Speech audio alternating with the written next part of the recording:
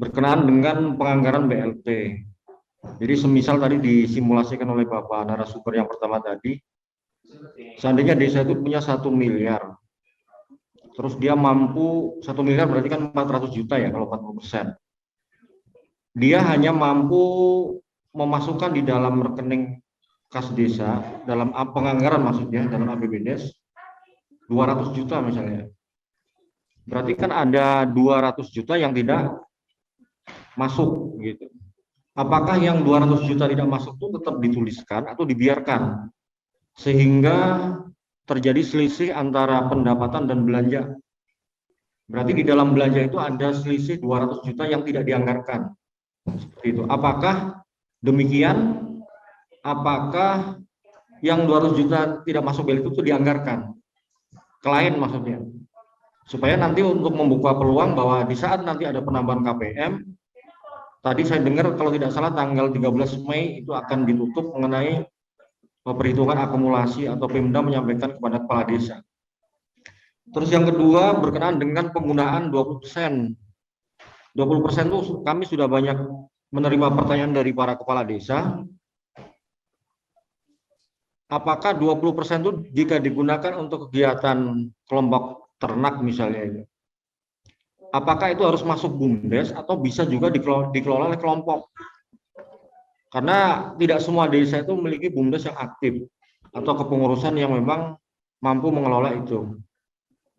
Nah, dengan demikian ada dua pilihan di kami, ada yang menggunakan BUMDes, ada juga yang minat dengan kelompok karena diserahkan kepada masyarakat sehingga tidak perlu menanggung permasalahan jika nanti mereka melakukan opsi pilihan kegiatan, misalnya berternak ikan misalnya.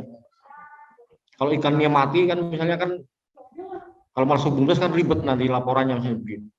Jadi kami mohon jawaban apakah harus melalui BUMDes, apakah bisa dikelola oleh kelompok gitu. Selanjutnya berkenaan dengan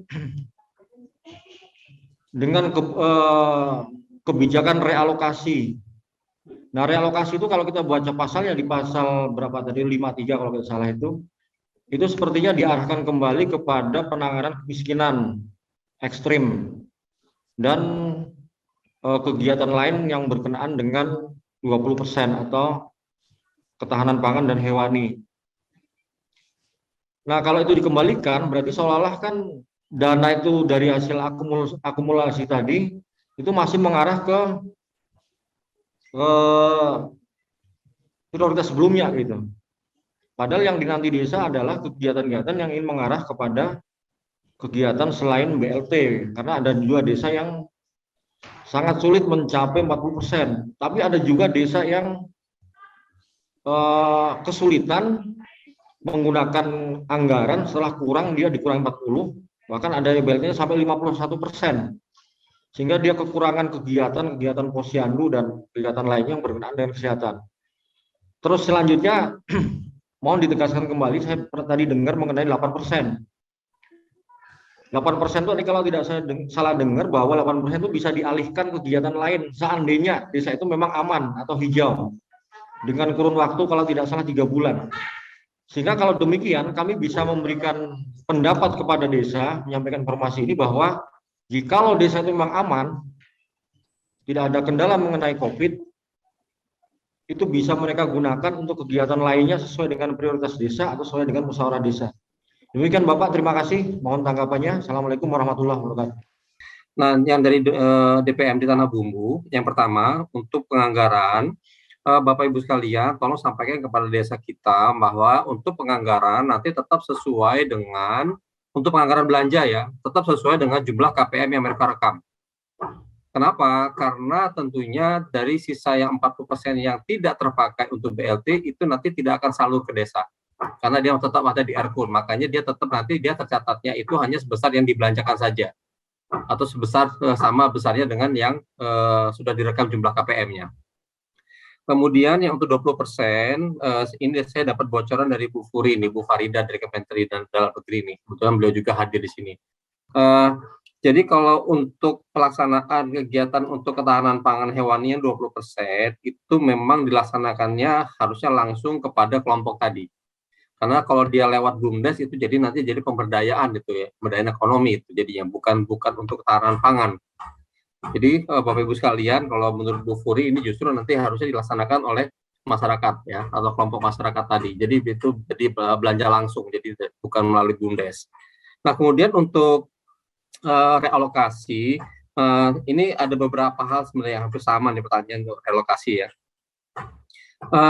Terutama Bapak Ibu sekalian, sebenarnya kebijakan untuk realokasi ini nanti akan dilihat ya, kalau di dalam pasal 52 itu sebenarnya ada bunyi itu ya, bahwa kewenangan untuk melakukan realokasi itu nanti ada dasar pertimbangannya atau ada triggernya. Jadi misalnya seperti tahun 2021 kemarin kita tiba-tiba dana desa diminta untuk memberikan stimulus untuk penanganan kemiskinan ekstrim misalnya. Nah, tentunya nanti hasil realokasi itu nanti penggunaannya diarahkan kepada ternyata di program-program prioritas yang menjadi trigger dari realokasi itu sendiri, Bapak Ibu sekalian. Ya, jadi memang kita tidak memfokuskan nanti penggunaannya itu untuk BLT lagi, tetapi kita bisa gunakan untuk yang lainnya, namun dia sesuai dengan program prioritas yang ditetapkan oleh pemerintah yang menjadi trigger dari realokasi tadi.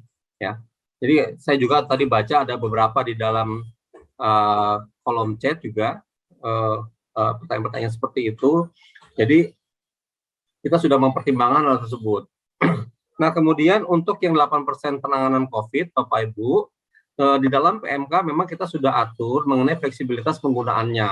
Jadi gambarannya begini, memang kita membolehkan desa itu untuk melakukan penyesuaian atau realokasi penggunaan 8%, tetapi dia tetap harus memenuhi persyaratan atau kriterianya. Nah, di dalam PMK ini kita atur bahwa desa boleh melakukan penyesuaian atau adjustment terhadap penggunaan 8% untuk COVID tadi itu untuk kegiatan lain, tetapi harus ada tenggang waktunya. Ya, kalau saya nggak salah 3 bulan nggak salah ya, 3 bulan sejak Bapak-Bapak Ibu-Ibu anggarkan di APBDes. Nah, kemudian dalam kurun waktu itu kemudian kondisi masih PPKM level 1 atau mungkin zonanya hijau, maka itu bisa digunakan atau direalokasi untuk kegiatan yang lainnya, kegiatan prioritas lainnya. Namun tetap tidak 100% dihilangkan 8% itu kalau memang belum digunakan. Jadi tetap ada dana yang dicadangkan untuk penanganan COVID. Karena Bapak Ibu sekalian, untuk kegiatan penanganan COVID itu kita tidak semata-mata dalam rangka untuk melakukan pengobatan atau penanganan ya, tapi termasuk juga untuk pencegahan. Jadi misalnya Bapak Ibu sekalian mau mengadakan misalnya pengadaan masker untuk masyarakat, itu termasuk salah satu kegiatan pencegahan yang masuk dalam koridor penanganan COVID. Atau misalnya Bapak Ibu sekalian ingin melakukan disinfektan di wilayah desa misalnya, atau kita mau membuat tempat cuci tangan misalnya gitu ya. Itu merupakan kegiatan-kegiatan sifatnya preventif yang sifatnya pencegahan. Nah, itu tetap bisa kita lakukan ya. Jadi 8% itu tidak serta-merta semuanya digunakan untuk kegiatan lainnya atau direlokasi ke kegiatan lainnya. Nah, itu yang tadi terkait dengan 4 pertanyaan dari Kabupaten Tanah Bumbu.